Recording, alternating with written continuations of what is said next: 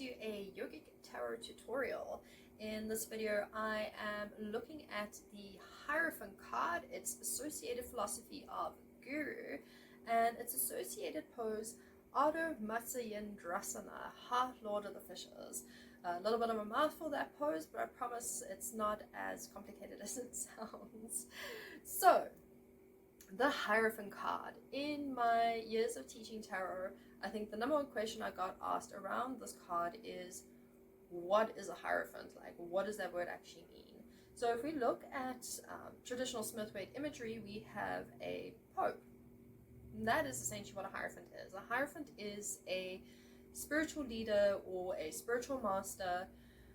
So in the context of yoga, the Hierophant would be a guru. And that's why the Hierophant has the yogic philosophy of guru attached to it. Now, how does the word guru become a philosophy or something that we can practice or even become? So when we think about gurus or spiritual teachers or spiritual leaders, a lot of the times we think of someone outside of ourselves. So essentially, right now I would be a guru of sorts, and I use that term very loosely, but because I'm teaching you a spiritual based system, I'm a spiritual teacher. I'm teaching you something. So loosely translated, guru.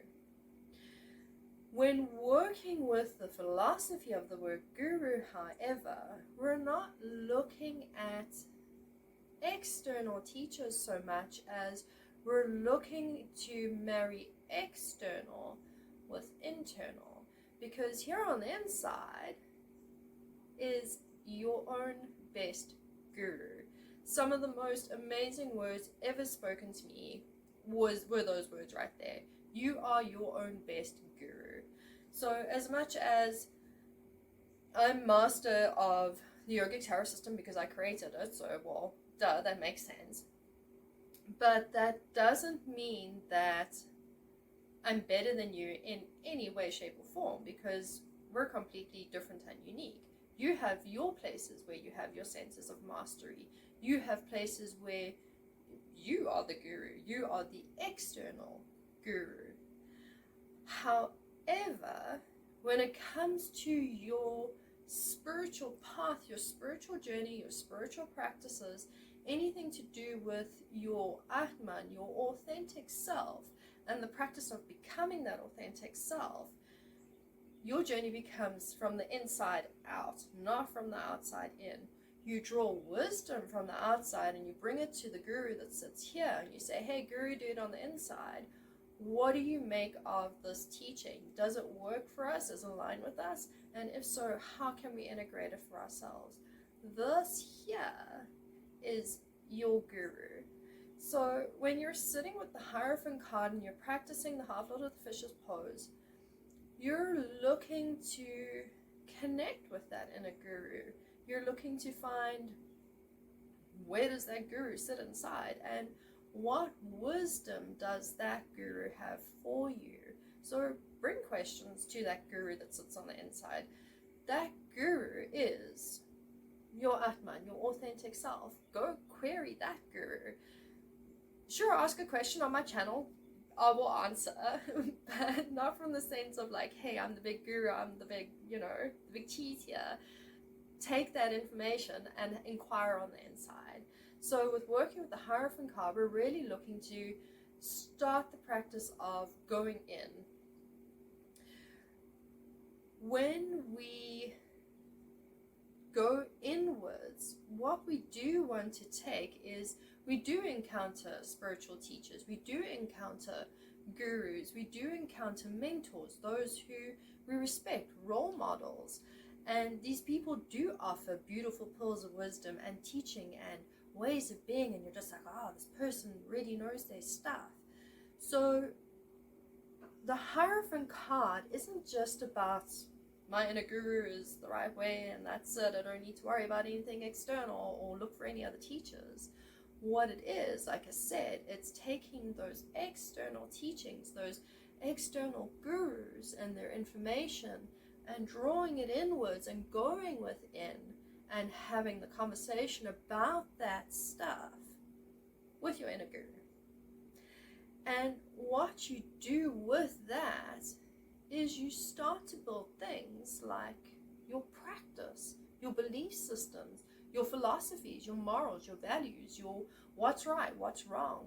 Is the sky pink, purple, or green? You really truly build your belief system by doing the work of the Hierophant card. The sky is blue, don't worry, you're not going to change the color of the sky. So draw on the external wisdom that you have, draw on knowledge from ancient texts, go read the Bhagavad Gita, go read the Bible, go read all of these ancient knowledge, wisdom-filled texts. Take that information and go have a conversation with your guru about it and see how does that information align for you? How does that information work and resonate for you? And do you want to even integrate it with yourself? And if so, how do you want to integrate it? Because you and I can read the Bhagavad Gita and we will get completely different translations from it. We'll draw completely different meanings from it. 10 years time, we do the same exercise and again, completely different experiences for both of us, because working with these systems, you're working with yourself where you are right now. Remember, the Yogic Tarot is designed to meet you where you're at right now. Where are you today? And today, what knowledge do you have externally that you can take inward and have a discussion with your inner guru about? What systems and beliefs and traditions and ways of living your life on a day-to-day basis do you want to keep doing, essentially? What rituals, what repetitions, what patterns? So now you're starting to dig a little bit deeper with your guru and starting to explore different aspects with your guru and say, you know, these things all impact my belief system. These things all impact what I believe to be right and wrong. These things all impact my morals and my ethics. Do I want to keep them? Do I want to improve them? Do I want to grow them? And so you continue to have this conversation with the inner guru, and so you continue to grow and expand your belief system. You grow and expand your practice, and so you grow and expand yourself.